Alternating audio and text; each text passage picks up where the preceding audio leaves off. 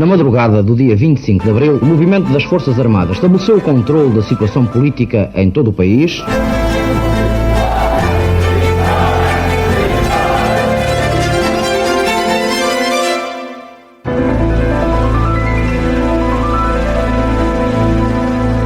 Olá, bem-vindos ao novo episódio de A História Repete-se, com Lourenço Pereira Coutinho e comigo, Margarida Magalhães Ramalho. Olá, Lourenço. Olá, Margarida. Hoje vamos falar do audacioso desembarque junto ao Cabo Raso das tropas espanholas no final de julho de 1580, que abriria as portas do reino a Filipe II de Espanha. Connosco vai estar o historiador Joaquim Boissa, com largo trabalho publicado sobre fortificação marítima e a defesa da Barra do Tejo. Olá, Joaquim, e bem-vindo de novo ao programa. Olá, viva. É um prazer. Este verão, tenha sempre à mão o aliado para um verão em grande, com o guia Super Praias Expresso. Descubra as melhores praias de Portugal, com recomendações do Boa Cama, Boa Mesa, para os melhores sítios onde dormir e comer nas proximidades. Super Praias Expresso, grátis com o jornal. Sexta, dia 17, com o apoio Alentejo Caiado de Fresco. Expresso, liberdade para pensar. No fim de julho de 1580, numa operação sem precedentes, o exército filipino, chefiado pelo Duque de Alba, Fernando Alvarez Toledo e Pimentel, desembarcava com os seus homens a norte de Cascais, para lá do Cabo Raso. Era o começo da invasão de Portugal. Mas como se chegara a esta situação? Com a derrota das tropas portuguesas em Alcácer Quibir, a 4 de agosto de 1578, Portugal entrava em transe. O saldo da aventura africana fora terrível, 9.000 mortos e 16.000 prisioneiros. O rei, o jovem Dom Sebastião, ainda sem descendentes, desapareceria em combate. E enquanto as principais famílias do reino choravam os seus mortos e se empenhavam para resgatar os que ainda estavam vivos, no horizonte prefigurava-se uma crise dinástica. A Dom Sebastião sucederia o tio, o cardeal Dom Henrique, que por ser eclesiástico não podia ter filhos, pelo menos legítimos. A idade avançada do novo monarca, 66 anos, fez emergir desde logo vários pretendentes ao trono. A maior parte e os mais consistentes eram netos de Dom Manuel I, Dona Catarina, duquesa de Bragança, filha do infante Dom Duarte, Dom Manuel Felisberto, duque de Saboia, filho da infanta Dona Beatriz, Filipe II de Espanha, filho da infanta Dona Isabel, e Dom António Prior do Crato, filho ilegítimo do infante Dom Luís. Havia ainda outros com ligações mais longínquas, como foi o caso de Alberto Rainúncio, príncipe de Parma, e a rainha-mãe de França, Catarina de Médicis. Sem saber como proceder, o cardeal-rei vai protelar a escolha de um sucessor, enquanto esperava que o Papa o dispensasse dos seus votos para se poder casar e gerar filhos, o que não veio a acontecer. Entretanto, depois de um processo jurídico complicado que os agentes de Filipe II tentaram em vão travar, Dom António Prior do Crato era reconhecido como filho legítimo do infante Dom Luís. Odiando o sobrinho por o considerar um irresponsável, o cardeal-rei não só contestou esta sentença, como, por carta régia de 23 de novembro de 1579, lhe retirava todas as jurisdições, honras, prerrogativas, rendas, assentamentos, terças, privilégios, liberdades e todas as mercês de que beneficiava, decretando ainda a sua desnaturalização, expulsando da capital, declarando rebelde e sem qualquer direito ao trono. Em contrapartida, a 11 de janeiro de 1580, 20 dias antes da sua morte, o cardeal Dom Henrique reconhecia nas Cortes de Almeirim a primazia de Filipe II sobre os restantes pretendentes. Se os outros candidatos se resignaram, o Prior do Crato não desistiu de lutar pelos seus direitos. Entretanto, desde há muito que Filipe II tinha em Portugal os seus agentes para recolher informações sobre a defesa do reino e aliciar partidários à causa espanhola. Perante a força e o prestígio do filho de Carlos V, quase todos sucumbiriam, desde a aristocracia à burguesia mercantil que, depauperada por uma profunda crise económica e financeira, via na União Ibérica uma tábua de salvação. O próprio Prior do Crato fora aliciado sem sucesso a desistir da sua pretensão ao trono. Contudo, as elevadas contrapartidas por ele exigidas mostravam que o caminho seria a guerra. O desfecho do confronto era previsível. De um lado, o rei mais poderoso e rico da cristandade, senhor de um exército de mais de 30.000 homens, Do outro, um infante que, apoiado em 10 ou 15 mil homens, apenas podia oferecer a independência nacional. No início de julho de 1580, o Duque de Alba, um velho e prestigiado militar, à frente de um gigantesco exército reforçado por alemães e italianos, entrava por Elvas. Com alguma facilidade, seguiria até Setúbal, onde encontrava pela primeira vez verdadeira resistência.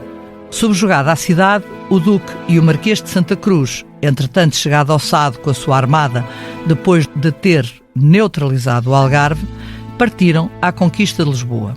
O local escolhido para o desembarque das tropas, os Areais do Guincho, seria influenciado por Dom António de Castro, senhor de Cascais e partidário de Filipe II. Sem estarem defendidos, era a melhor opção, podendo apenas ter problemas com o estado do mar e do tempo. À vista de Cascais e como manobra de diversão, a armada dividiu-se embicando alguns navios ao Estoril, enquanto a maior parte se dirigia para lá do Cabo Raso. Ao amanhecer do dia 29 de julho de 1580, seguindo um plano previamente estabelecido, as tropas do Duque começaram a desembarcar entre as praias da Arriba e a do Guincho. 1.500 homens em simultâneo, à razão de 20 homens por esquife. O desembarque duraria até ao dia seguinte.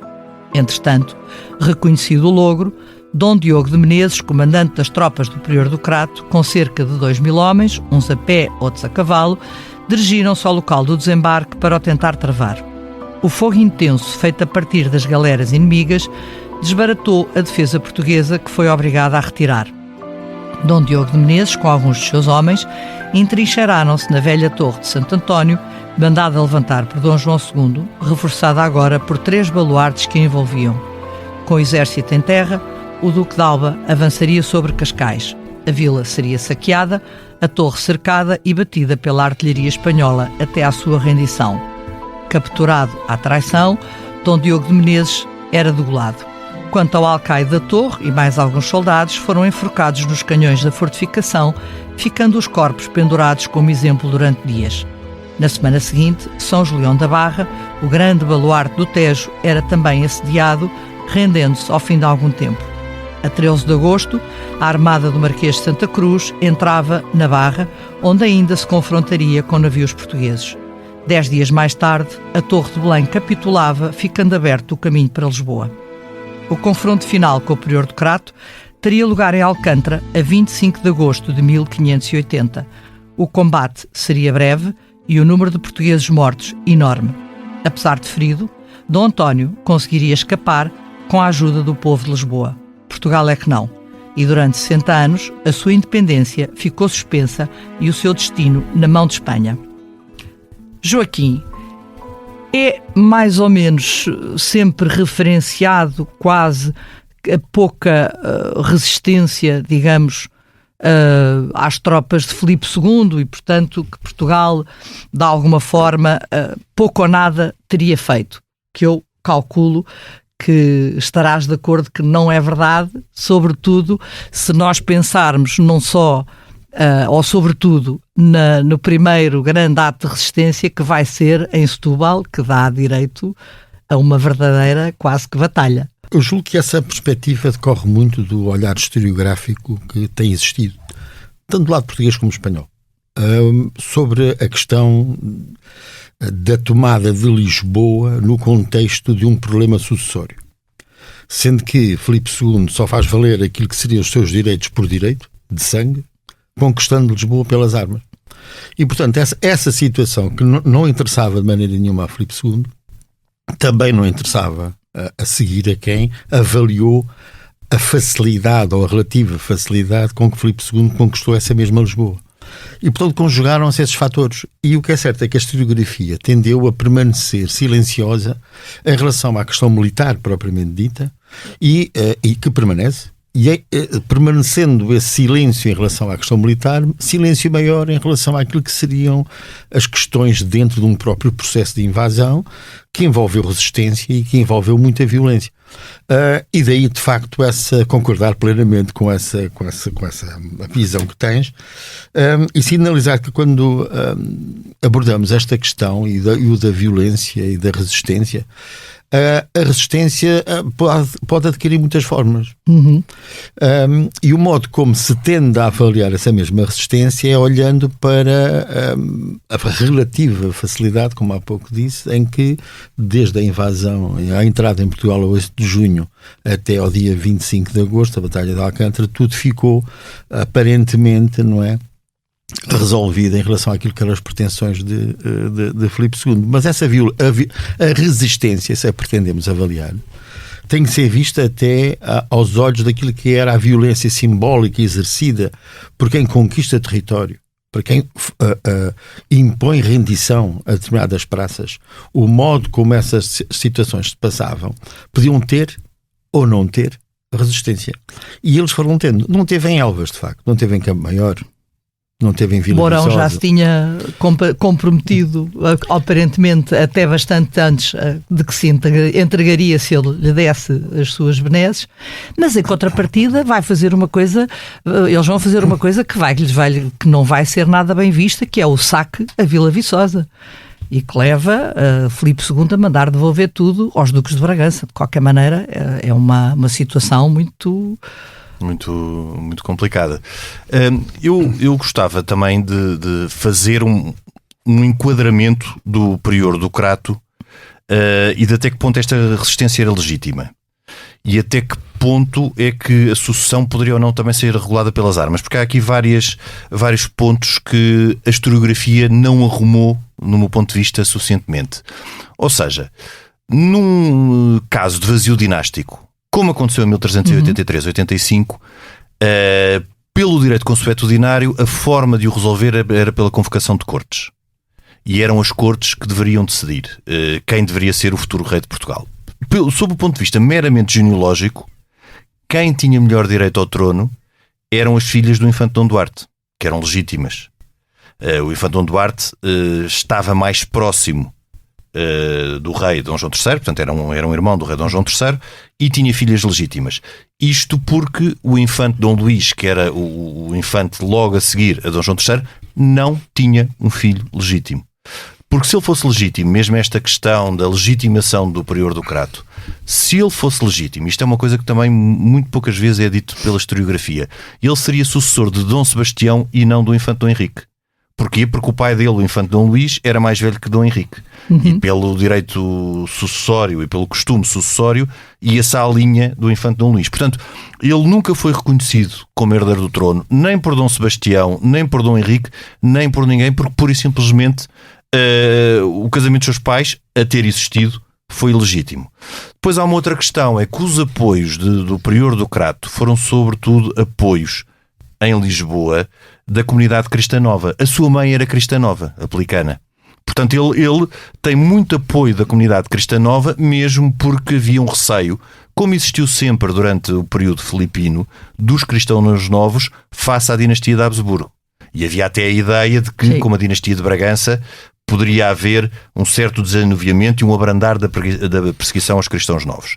E há aqui, só para terminar este enquadramento, que eu acho que é importante até para identificar aquilo que, sob o meu ponto de vista, na historiografia muitas vezes falha, é que o prior do Crato, se bem que é certo que teve o apoio da Arraia Miúda em Lisboa, também é verdade que teve que lançar impostos e teve que cunhar má moeda para conseguir regimentar o mínimo, um exército mínimo que pudesse fazer frente à força absolutamente astronómica do Duque de Alba, o que também lhe suscitou a animosidade de parte da burguesia.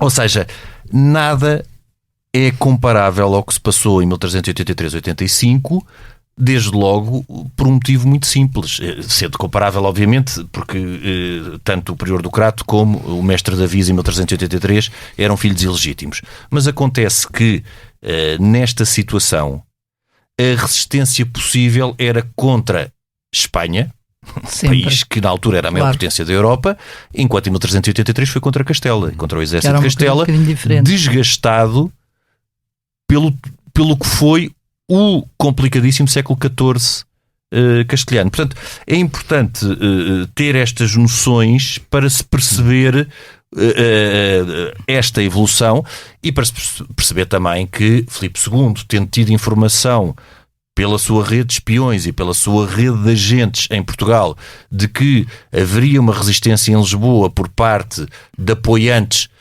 de um candidato ilegítimo, ele resolve entrar com o Duque de Alba para...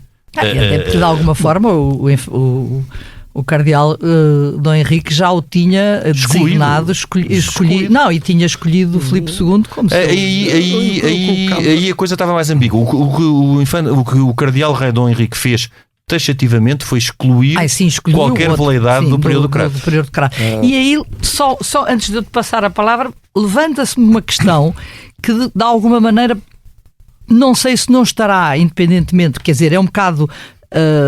podemos discutir porque é que o cardeal Dom Henrique odiava o sobrinho, porque ele era valdevinos, porque era irresponsável, mas pergunta à minha curiosidade se também não pesaria aí de facto a questão de ele ser filho de uma cristã nova, que é como quem diz, de uma judia, claro. Sendo que a ideia de o judeu herda pelo lado da mãe, não é pelo lado do pai. Claro. Portanto, de repente tens aqui um outro problema, Margarida, quase... começa logo eventualmente. Só pela questão de, muito provavelmente, o casamento dos pais, não sei, ou a ter-se verificado, não obedeceu a todas as regras que poderiam permitir que um filho pudesse vir a ser candidato ao trono. E depois...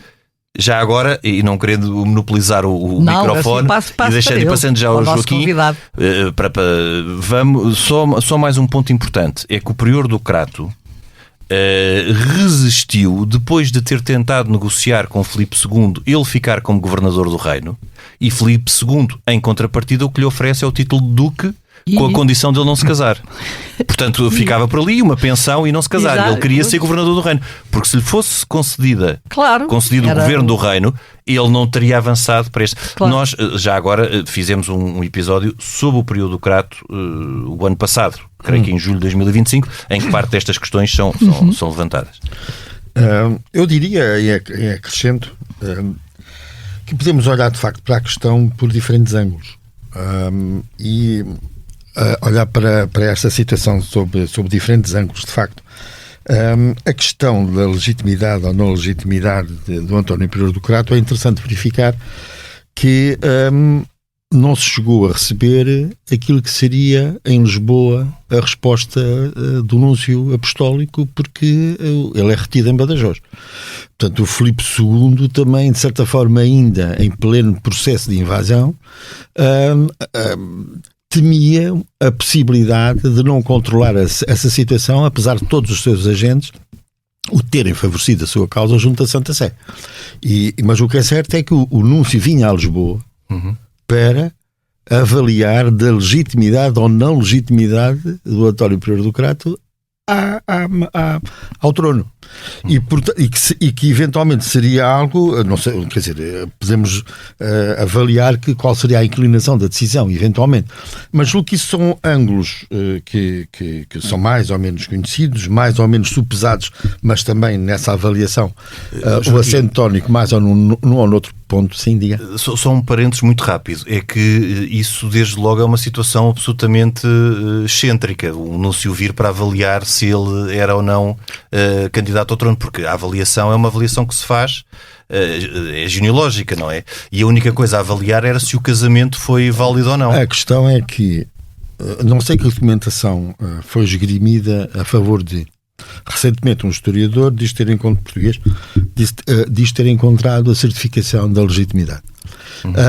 E portanto essa situação não sei como é que poderia de alguma forma condicionar comportamentos ao nível social ou de círculos próximos do poder ou do poder que se iria a instituir ou não, caso nesse caso as cortes pudessem vir a reconhecer, para além daquilo que era o braço popular, pudessem vir a reconhecer a legitimidade Porque nessa altura o que se passava muitas vezes, e quando essa legitimidade era reconhecida, era quando o próprio pai reconhecia como legítimo. Quando isso não acontecia, era muito difícil reconhecer a legitimidade. Eu acho que aqui o interessante é o papel das cortes, porque as cortes nunca foram fechadas, já que estamos a particularizar estas questões. Sim. As cortes de Almeirim nunca foram fechadas. Não.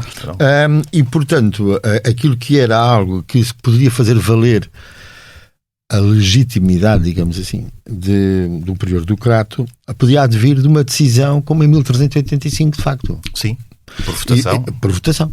E, portanto, a esse nível poderia acontecer. Eu acho que o Filipe II antecipou todos os cenários, incluindo o da própria invasão, porque ela não é preparada em 80, ela começa a ser preparada em 79. Portanto, ele não aguardou porque se foi as dissensões do Conde Dom Henrique com o prior do Crato. Aliás, dissensões que foram após um clima amistoso, depois do resgate do prior do Crato, na sequência do desastre de Alcácer-Quibir. Ou seja, no fundo foi uma expedição que foi preparada ou para assegurar a ocupação e o poder de Filipe II, ou então, caso houvesse resistência, para entrar em batalha. E ganhar tempo. A ideia era ganhar sempre, obviamente, não é? Daí que ele também manda os seus agentes, sobretudo o Cristóvão de Moura, que faz um trabalho de sapa, diríamos nós, sempre a tentar angariar apoiantes à causa filipina, e vai conseguir bastantes apoios a essa causa.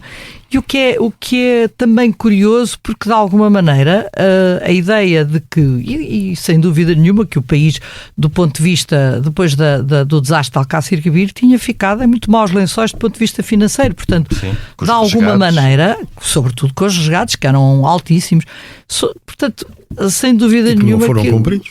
Porque nunca se atingiu a soma requerida. Portanto, ainda pior. Portanto, isto que leva algumas pessoas, até mulheres, a pedirem a Filipe II que resgatem os maridos, sobretudo de altas famílias nobres, e que se comprometem a apoiar depois a própria causa. Portanto, esta é uma situação que é um bocadinho diferente, também muito diferente de 1383-85, portanto ela não é sequer muito comparável.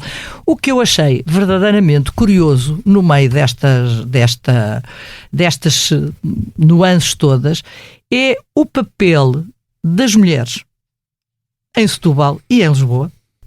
E nós não nos podemos esquecer que o país tinha muitos homens embarcados e nas Índias, e portanto a maior parte das mulheres tinham que ser autossuficientes, tinham que de alguma maneira, mulheres do povo obviamente, tinham que estavam já um bocadinho a trabalhar em parceria com os homens que estavam, e portanto elas, sobretudo em Setúbal, vão inclusivamente formar quase que uma espécie de um batalhão para combater do lado do prior do Crato. Eu acho isto uma coisa extraordinária. E de escravos, há 3 batalhões de escravos também. E os escravos, mas a questão dos escravos é um bocadinho diferente, porque é-lhes assinado com a libertação. Com a liberdade, claro. E com a liberdade. Mas o que é facto é que eles vão dar, pelo que se percebe, vão dar o seu melhor, também não tem muito a perder, para precisamente tentar apoiar a causa, não é? Eu acho que a questão da resistência, voltando à primeira questão, também deve ser dimensionada em função da realidade social, política e militar da própria época. Porque Portugal, que resulta de 1578, na sequência de Alcácer-Quibir, é um país, se não decapitado, em muitos aspectos exaurido de meios, sejam os meios financeiros, os meios de guerra, sejam homens, e portanto, fosse qual fosse a situação, imaginemos até, enfim, era interessante essa questão, né? O que seria se o Conde Dom Henrique não tivesse falecido em janeiro de 80? Ou se lhe fosse dada a permissão pelo Papa, o Cardeal Rei, né? Sim. Se fosse dada a permissão pelo Papa para contrair matrimónio, etc, etc. Qual seria a posição do Filipe II? Porque o Filipe II já estava em preparação absoluta. Claro. Portanto, era sempre o grande sonho da União Ibérica. A Galiza já estava a ser organizada, a Extremadura também, portanto já havia movimentações enormes. Desde Alcácer-Quibir que ele preparou o cenário. Que tinha. Claro. Aliás, vem em linha, e isso muitas vezes também é esquecido pela nossa historiografia, daquilo que foi o sonho de Dom João II e o sonho de Dom Afonso V, porque, mais uma vez sublinhar, a ideia da União Ibérica não é só um sonho castelhano e espanhol. E o próprio Dom Manuel, que se casa com 3 princesas espanholas. Sim, e daí também o esforço que o Filipe II vai fazer para diminuir, não é só do ponto de vista da sua relação com o povo de Lisboa e genericamente falando o povo português, é as instruções que vão ser dadas ao nível jurídico para que a batalha de Alcântara não seja considerada uma batalha. Pois. E o que é interessante, isto é, no fundo, fazer valer uma situação em que houve alguns, seria assim a interpretação, não é?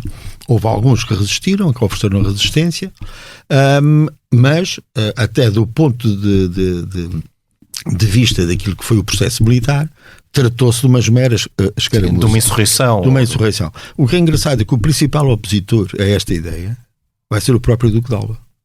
O Duque de Alba é que se vai opor com determinação a esta possibilidade de passar a integrar a interpretação histórica do acontecimento.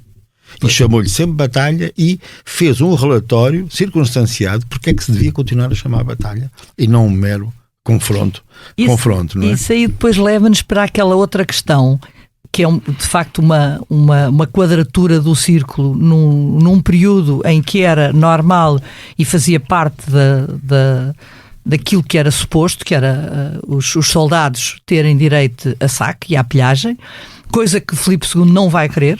E a questão da Batalha de Alcântara, ou ela ser ali, também tinha muito a ver que não queria que entrassem na cidade porque seria muito complicado controlar os soldados de forma a não pilhar em Lisboa. Isso era mesmo aquilo que ele não queria. Ele já se tinha incomodado com as pilhagens à volta de Setúbal e com as pilhagens de Vila Viçosa, sobretudo. Mas essa ideia que vai criar até no próprio Duque de Alba uma situação muito complexa, porque ele sente que está a traiçoar os seus próprios soldados. Porque o rei manda, de alguma forma, que ele tenha mão nos soldados, porque eles não conseguem controlá-los, porque eles estão habituados à questão do saque. Claro. E, portanto, quando muitos deles são enforcados ou mandados para as galés, isso deve, de alguma forma, até criar uma situação de grande desconforto dentro das tropas castelhanas. Isso, quanto a mim, tem a ver com uma má avaliação do que poderia ser a resistência do período do Crato. Porque não era preciso um Duque de Alba que estava... O Duque de Alba passou a década toda de 1570, na Flandres, a tentar controlar a rebelião e a insurreição da Flandres e do Guilherme de Orange. E uma insurreição verdadeiramente violenta e que se prolongou no tempo e que os espanhóis não ganharam, tanto é que depois a Holanda, as Províncias Unidas, a que nós chamamos Holanda, acabaram por ganhar a sua independência. Porque não teria sido preciso o Duque de Alba vir para Portugal com um exército daquela dimensão para derrotar o prior do Crato e o seu conjunto Houve aqui uma sobreavaliação da capacidade de resistência do prior do Crato o que levou à escolha do principal general espanhol, sim, do Duque de Alba, também o almirante que veio, o Marquês de Santa Cruz, era o principal almirante da frota espanhola, foi o vencedor do Lepanto e depois era o almirante que estava designado para comandar a Invencível Armada. Depois não aconteceu porque ele morreu entretanto. Mas houve uma sobreavaliação da capacidade de resistência portuguesa e é óbvio que se as tropas do Duque de Alba entram em Portugal, os portugueses olham para este grande exército dos tércios, dos famosos tércios espanhóis, como um exército invasor. Enquanto se tivesse sido uma força talvez menor, mais pequena, que servisse apenas para controlar o território, fosse mais eficaz e não tivesse provocado estas pilhagens e estas situações. Eu acho que se receava, e a documentação aponta para aí, aquilo que estava a ser uma situação que escapava à capacidade de intervenção do Filipe II, que tinha a ver com o apoio francês e o apoio inglês. Portanto, estavam prometidos 5.000 homens franceses, outros tantos ingleses, sim, a sua possível chegada a Lisboa. Portanto, ele também percebe que o prior do Crato tenta ganhar tempo quando aparentemente até em negociações com o Cristóvão de Moura vai acrescentando sempre reivindicações a ganhar tempo. Não quer dizer que ele não pudesse vir a ser integrado, aceitando o prior do Crato as condições que o Cristóvão de Moura lhe terá oferecido, mas é sobretudo, julgo eu, alguma incógnita em função também de uma situação internacional que poderia escapar de controle. Mas há uma situação, é que eu não sou nem estratega militar, nem especialista militar, mas estava aqui a pensar enquanto estava a falar. Em todo caso, eu continuo a achar que houve um mau erro, ou houve um erro de avaliação. Um mau erro é uma redundância. Houve um erro de avaliação porque Então aí era apostar numa marinha eficaz que bloqueasse o Tejo, como fizeram depois os ingleses no tempo das invasões francesas, e noutra ideia era sempre bloquear a entrada de Lisboa, e o Marquês de Santa Cruz asseguraria isso. Porquê? Porque os franceses teriam que vir sempre por mar. Teriam que desembarcar. É interessante isso, porque... E os ingleses a mesma coisa, não é? É interessante até este nível. Se há aspectos dos acontecimentos de junho, agosto de 1580, se há aspecto menos trabalhado e menos conhecido, é precisamente a questão da Marinha de Guerra. A Marinha portuguesa era muito superior à Marinha espanhola. Os meios operacionais do Bazin, do Almirante Bazin, são significativamente menores do que aqueles que se dispunha Portugal à época. E aqueles que vão servir a causa do Crato. Joaquim, acrescentando e sobretudo habituados a lutar no Mediterrâneo. Eu acho que há uma questão quase de avaliação momento a momento de como os acontecimentos estão a decorrer, alguma fragilidade que poderá ter existido no comando. Acho que as estruturas de comando não funcionaram de todo, e posso contar uma situação que apenas me apercebi dela quando fiz recentemente um trabalho sobre Palmela, nesta época. É que a resistência em Setúbal existiu, teve aspectos que ainda não foram valorizados, não só das mulheres, dos escravos, uma resistência mesmo clara, mas houve uma situação interessante na troca de correspondência com o Duque de Alba, que evidencia uma situação. Ele transmite a Filipe II que aguardava resistência, que a resistência iria existir, mas que aguardava a posição final do comando português numa circunstância. E qual era a circunstância? Teria sido dito ao emissário do Conde de Alba, do Duque de Alba, que se o próprio prior do Crato estivesse em Setúbal a comandar a resistência, nenhum homem se entregaria, não haveria rendição nunca, nem negociada. Isto é o que transmite o Duque de Alba a Filipe II. Mas se o rei se concentrasse apenas em Lisboa, não é? Ele próprio iria avaliar as situações relacionadas com uma rendição negociada.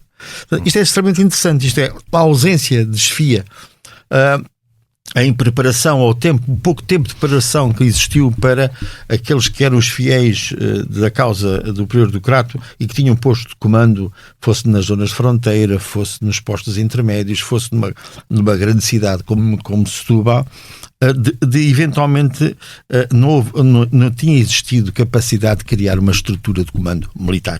Não é? E por outro lado, aquilo também eram as situações que ocorriam por dentro. Isto é, temos o Filipe Tércio, que era quem idealizava a estrutura de resistência, idealizou tudo e mais uma coisa. Filipe Tércio, um arquiteto militar italiano ao serviço, convém, porque as pessoas não sabem. Tens toda a razão. E que foi resgatado logo, foi um dos primeiros a ser resgatado de Filipe II. Precisamente. O homem que depois vai estar na fortificação.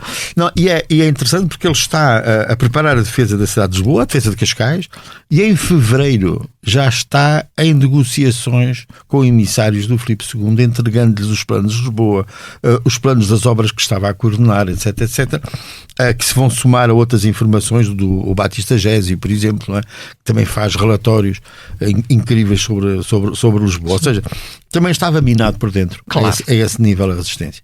E isso é uma coisa que é bastante curiosa, perceber a influência ou a capacidade, não é a influência, a capacidade que Filipe II teve, de facto, como tu disseste, de prever todos os cenários. Ele tinha variadíssimos, enfim, chamemos-lhe agentes ou espiões, a trabalhar nisso, e há desde as cartas a mapas, inclusivamente, detalhados da costa, e que, de facto, eles tinham tudo na mão. Sabiam perfeitamente o que é que iam encontrar. E ainda por cima tinham, no caso de Cascais, tinham do seu lado o António de Castro, que era senhor de Cascais, e que vem no barco, que vem nas galeras com o Duque de Alba e com o Marquês de Santa Cruz, e, portanto, encaminhou-os direitinhos ao sítio onde era, apesar de tudo, previsível um desembarque. Porque havia o grande problema era atravessar o Tejo. Como é que eles atravessavam o Tejo? Só tinham 3 hipóteses. Ou atravessavam em Santarém, mas tinham que ter pontes de barcas, que não tinham. Ou forçavam a Barra, e era muito perigoso, porque a Barra é uma coisa complicada e, portanto, poderiam ficar encalhados à mercê da tal armada portuguesa, entretanto, ou entravam por Cascais. E é o que acaba por acontecer.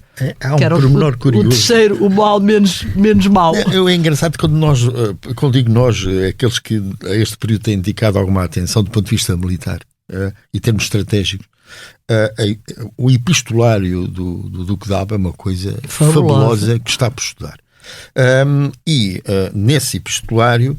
E que está publicado, diga-se de passagem. Está publicado boa parte dele, ainda por cima. Mas os historiadores portugueses têm resistido um pouco, dito desta maneira, pode soar mal, têm resistido um pouco a penetrar nessas fontes. Aliás, não as utilizam de todo. E o Duque de Alba refere aquilo que estava a acontecer em São João da Barra, acrescentando que era uma situação para a qual ele tinha sido empurrado. Notem. Ele não precisava, ele diz ao rei, não precisávamos de conquistar a fortaleza.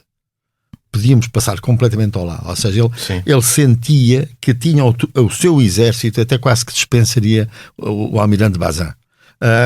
E isso num próprio momento em que está a negociar a capitulação com a de São João da Barra. O que é extremamente curioso. O almirante Bazin serviria sobretudo, penso eu, para pôr em sentido ou evitar qualquer possível expedição francesa e inglesa. Pois é provável, porque, por exemplo, durante o cerco a São João da Barra, há duas fragatas portuguesas que vão tentar, junto à Barra, colaborar com a própria fortaleza na contenção da instalação, não é? Das operações de sitiamento do Duque de Alba. Mas elas estão rechaçadas, etc. E os meios à disposição da invasão eram sobretudo galés. Galés muito versáteis, muito ágeis, mas eram sobretudo galés e uma retaguarda com 40 ou 50 naus, contra os galeões portugueses e as 40 ou 50 naus, que estavam no interior, de facto, do estuarino. E superiormente armadas. Aquilo que julgo eu que foi mal avaliado nesta situação toda foi a incapacidade de a própria Armada Portuguesa ter saído da Barra. Pois. Portanto, não saíram da Barra. E eventualmente tentar um combate naval propriamente dito. Resta saber se toda a Armada Portuguesa era favorável ao prior do Crato. À partida, sim. À partida. Não há possibilidade, julgo eu, de fazer uma avaliação nem que seja relativa. Ou pelo menos estava a fazer uma resistência passiva, porque não saíram da Barra. Pois, não saíram da Barra. Não saíram da Barra, retiveram-se. Aliás, quando a própria armada do almirante Bazin penetrou na Barra, ainda recuaram mais. E ficou uma situação, entre aspas, de dois exércitos frente a frente a Alcântara. E também no estuário, frente a frente, duas armadas. Enfim, numa clara situação de duplo cenário de guerra, uma guerra naval e uma guerra terrestre. Mas de facto acho que esta situação do verão quente de 1580 foi um verão quente. Por acaso também, já agora, porque eu acho sempre graça ir buscar aquelas pequenas histórias em relação a São Julião da Barra e à negociação, entre aspas, da rendição de São Julião da Barra, mais uma vez, e eu gosto sempre de puxar essa brasa para a minha sardinha. Mais uma vez, as mulheres tiveram um papel curioso, porque em testemunho de um soldado alemão que foi, ou que está a ser traduzido, cujo o testemunho está a ser traduzido por um investigador português, mas para além disso também é referido noutras fontes que as mães e mulheres dos que estavam em São Julião vão negociar com o Duque de Alba, pedem para lá ir buscar os maridos ou os filhos, e ele diz que sim, mas então tenta lá a rendição, e é o que é que vai acontecer. Portanto, de alguma maneira, alguém é preciso às vezes pôr ordem na casa e bom senso, porque era inglório. O que é um facto é que ele não faz em São Julião da Barra aquilo que faz em Cascais. Não vai mandar matar ninguém, não manda degolar o Al-Qaeda.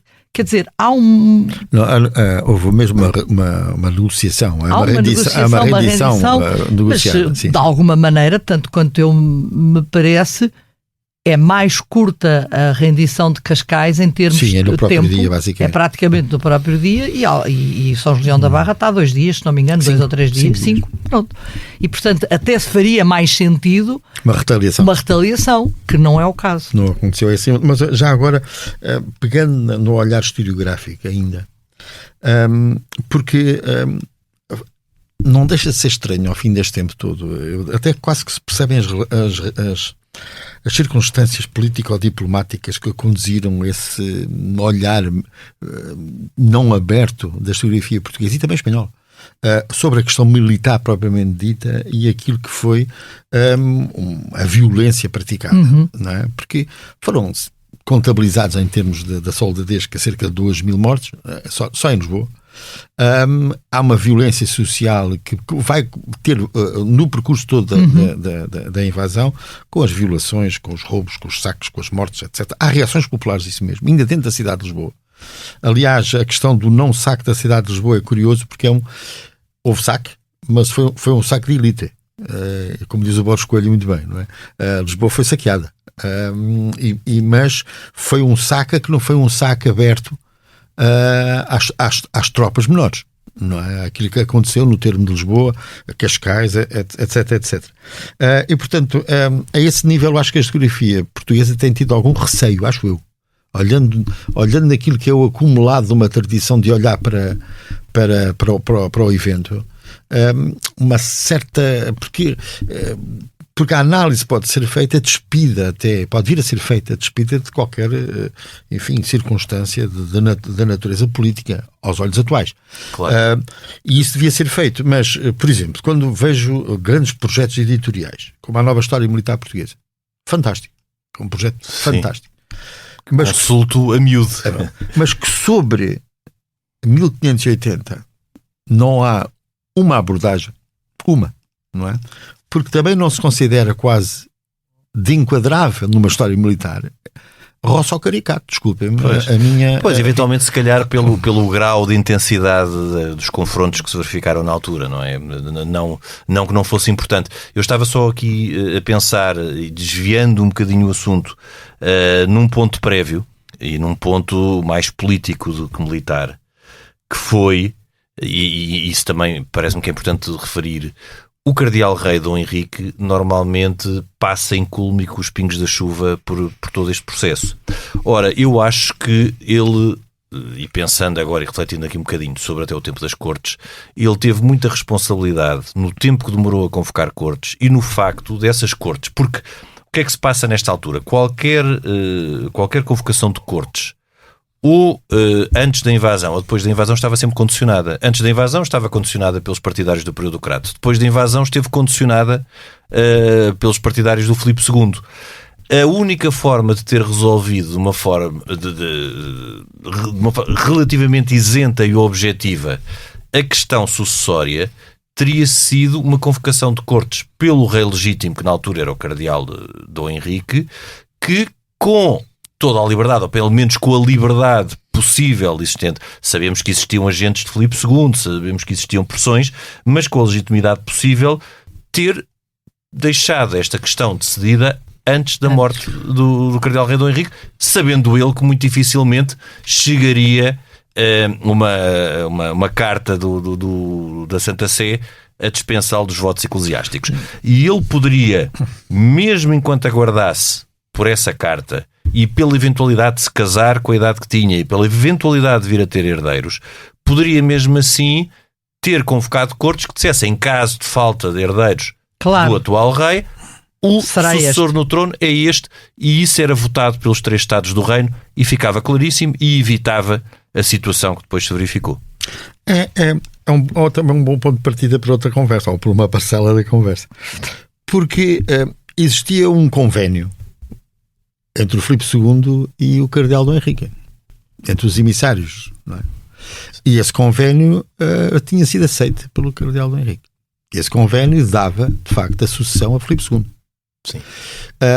E esse convénio, que se manteve relativamente secreto nas próprias cortes de Almeirim, acaba, pós-morte do Henrique, do cardeal Dom Henrique, acaba por ser apresentado, não é? E isso já revela a opção que ele tinha. Sim. Daí a estranheza de não ter sido votado em cortes, porque, mais uma vez, e isso normalmente é um erro de julgamento que normalmente se faz, até para outros períodos históricos, como por exemplo em qualquer outro tempo em que há uma designação de sucessor. Por exemplo, no tempo de Dom João VI, falámos noutros episódios quem é que seria o sucessor, se seria Dom Pedro ou Dom Miguel. Não cabe pelo direito português, nem pelo que é o costume, que seja o rei que designa um sucessor. Em Portugal as coisas não se passam assim. A lei sucessória é independente da vontade do rei, porque senão o rei dizia: eu não gosto deste filho, vai o meu filho segundo ou o meu filho terceiro ser o meu sucessor. Há uma lei sucessória, que é uma lei fundamental do reino, e quando há dúvidas em relação ao sucessor, são as cortes que decidem. Pelo menos era esse o costume e a tradição portuguesa. Portanto, esse convénio, em termos depois do que é a lei de sucessão, tem um valor relativo. O que teria valor de facto era o cardeal rei Dom Henrique ter convocado atempadamente as cortes e ter conseguido que as cortes decidissem quem é que era o sucessor do rei. Sim, mas ele morre em janeiro, quando as cortes abrem em 12 de janeiro. Devia ter convocado mais cedo. Eu acho que a morte, enfim, ultrapassou-me, fez esquecer e enterrar muita coisa, salvo seja. Mas eventualmente o próprio convénio ou a natureza do mesmo. Porque aí o braço popular foi uma oportunidade para o Prior do Crato, claramente, a morte do cardeal, para, de alguma forma, tentar fazer valer aquilo que ele julgava ser os seus direitos, ou aquilo que devia ser a posição portuguesa. Mas sim. Quer dizer, mas uma vez mais, quer dizer, se a natureza política do problema ainda deixa de lado, ou há espaço para muita discussão, ainda bem que é assim, não é? Em termos da revisão histórica destes acontecimentos, a questão do verão quente, e desculpe voltar lá, é que a mim me faz, caso alguma, enfim, alguma... Porque há também muitas das vezes subjacente ou decorrente dessa posição outras ao nível de leituras conexas, que é, por exemplo, não houve resistência, aquilo que era a rede dos castelos portuguesa não participou, e daí acaba muitas das vezes por vir adjacente a interpretação relativa ao papel dos castelos na história portuguesa, dizendo que o papel dos castelos da história portuguesa cessa basicamente com Dom João II, quando não foi isso. Aquilo que é a ocupação funcional dos castelos vai até ao século XIX, e a sua intervenção no espaço da guerra foi ativa até ao século XIX. Há uma longevidade funcional dos castelos na estrutura militar. É óbvio que o papel que desempenharam na medievalidade não é o mesmo na modernidade. Claro. Mas o interessante é que muitas vezes depois isso acaba por empurrar determinado tipo de análises ou mesmo interpretações que... Aliás, não é por acaso que a maior parte deles foram abaluartados. Sim, claro. Eles são castelos abaluartados. Claro, não os iam abaluartar se eles não funcionassem e não servissem para nada. Não, é que, e depois há uma situação também interessante na avaliação daquilo que poderá ser o 1580, é que estávamos num período de quase um século de temperança, de um bom relacionamento político, de não guerra com Castela, etc. Portanto, havia problemas. A Batalha do Touro. A Batalha do Touro, já ia 100 anos atrás. E portanto, há mais de 100 anos atrás. E portanto, essa situação também acho eu que ajudou ao clima. Claro que ajuda, obviamente. Aliás, tinham andado entretidos lá fora, no ultramar, tanto uns como outros, portanto... E parcerias ativas, do ponto de vista militar e político. Portanto, essa parte estava adormecida. E isso agora leva para um último ponto, se calhar, que eu acho que é interessante também perceber, de como esta situação que acontece em 1580, esta, entre aspas, facilidade do próprio desembarque do Duque de Alba em Cascais, como leva, de facto, que depois de uma tentativa ainda do tempo de Dom João II de criar 3 torres defensivas à entrada da Barra, ou à proteção de Lisboa, mas como é de facto, se calhar, com o Filipe II que começa, apesar de haver coisas já feitas até no reinado de Dom Sebastião e penso que no tempo do Cardeal Rei, mas a atenção sobre a Barra do Tejo é maior com o Filipe II. Sim, claro, porque a esse nível a questão que se colocou do ponto de vista imediato era a possibilidade da Inglaterra. Como chegou a vir. Como chegou a vir, não é? Verdade. Capitão Drake. Sobretudo depois do desastre da Invencível Armada. Precisamente. Em que o Tejo fica mais vulnerável. E, portanto, a esse nível, sim. Mas é interessante já agora naquilo que é algumas circunstâncias que ficam... históricas, que ficam quase, a informar boa parte da visão que se tem sobre a ação de alguns monarcas. É interessante verificar também que em relação a Dom Sebastião, um conjunto de circunstâncias que levam a avaliar aquilo que foi o seu reinado marginalizam por completo, porque também querem apresentar a imagem de um rei frágil a vários níveis, não é? Marginalizam aquilo que foi todo o seu empenho em relação à defesa do reino e a organização do reino para a guerra, porque foi no reinado que mais se legislou. E fez? Não, legislou e fez-se naquilo que é os preparativos, por exemplo, da defesa do Porto de Lisboa entre 1568, sensivelmente 1572, 73, na qual se inclui a Torre de Cascais, não é? A Fortaleza de Nossa Senhora da Luz e muitas outras fortificações ao longo da costa portuguesa que são lançadas nesse período. Pergunta à minha curiosidade se terá sido o alerta de Francisco de Holanda no seu livro da fábrica que falece à cidade de Lisboa, se terá levado o Dom Sebastião a ter porque ele oferece-lhe o livro, se será que foi esse alerta de Francisco de Holanda, que além de ser pintor tinha estado a estudar fortificação em Roma, além de ser amigo pessoal de Miguel Ângelo, que é uma coisa que também nunca se refere. Aliás, um dos poucos retratos, há 2 retratos do Miguel Ângelo feitos que se conhecem, um deles foi feito pelo Francisco de Holanda, o que é sempre interessante. Mas perguntar à minha curiosidade se terá sido esse alerta em que ele de facto explica que a cidade de Lisboa não está defendida de forma foi um dos alertas de uma voz avisada, mas é interessante verificar, e quase que nos colamos com o princípio da conversa, que é o mesmo Francisco de Holanda que aconselha o Dom Sebastião à empresa da África. Assim como, no fundo, podemos encontrar nos Lusíadas aquilo que são impulsos de Camões, aquilo que seria uma cruzada para o norte da África, e, portanto, era uma mentalidade transversal e não um ato isolado de um rei que, de repente, quis... Que acordou para a vida. Sim, é um longo percurso, desde o início da dinastia Davis, em que se recupera essa mentalidade cruzada, não no espaço peninsular, mas no espaço do norte da África. Joaquim, foi um gosto muito grande. Também um prazer voltar a recebê-lo no programa. Margarida, até para a semana. Nós voltamos na próxima semana, noutro tempo e noutro espaço.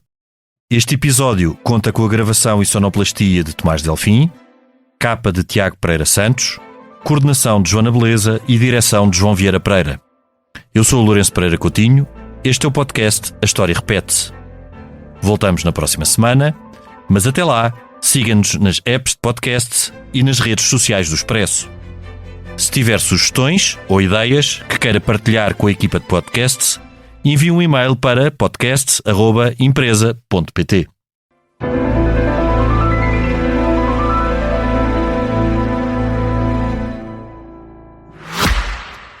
Este verão, tenha sempre à mão o aliado para um verão em grande, com o guia Super Praias Expresso. Descubra as melhores praias de Portugal, com recomendações do Boa Cama, Boa Mesa, para os melhores sítios onde dormir e comer nas proximidades. Super Praias Expresso, grátis com um jornal, sexta dia 17, com o apoio Alentejo Caiado de Fresco. Expresso, liberdade para pensar.